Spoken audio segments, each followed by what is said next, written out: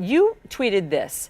Senator Gillibrand is a fierce advocate for women who deserves the utmost respect. The president hasn't seen the full wrath of America's women yet, but he's about to. 25th, the 25th Amendment. What are you saying here, Congresswoman? Well, I've been speaking out about the invocation of the 25th Amendment since early this year, because I do think the president is not equipped to do the job. When he lashed out at Kim Jong-un and said he wasn't yet going to feel the fire and fury, I mean, he was inciting an international incident. He was inciting nuclear war. And the 25th Amendment is there to be invoked by the Vice President and a majority of the members of the cabinet if the president is incapacitated. But you think the president is incapacitated? You think that President Trump is mentally unfit somehow? I do believe that he does not conduct himself in a manner that is consistent with the presidency of the United States, lashing out at members of both houses, lashing out at foreign leaders, creating conflict instead of creating consensus. Those are not the qualifications nor the skills that we want to see in a president. But isn't that different than incapacitation?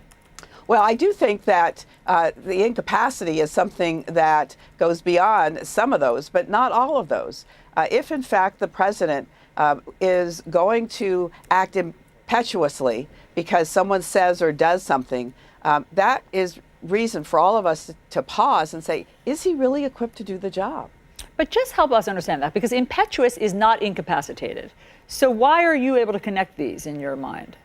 I connect them because he has his finger on the nuclear button. He is in a position to make a decision for us to attack another country with a nuclear weapon.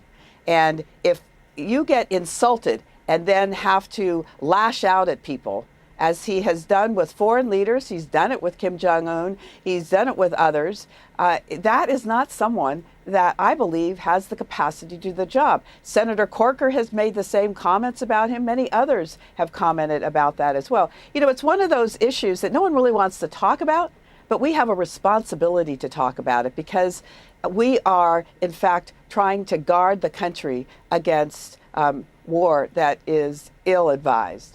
But look, the vice president is not going to invoke the 25th Amendment. I mean, so where do you go from here? Well, I don't know that that's actually going to be the case. I think at some point there would be, I think it's my responsibility and Congress's responsibility to suggest to the vice president that he needs to be aware of the 25th Amendment and the use of it and how he should be in a position to act on it if things get out of hand.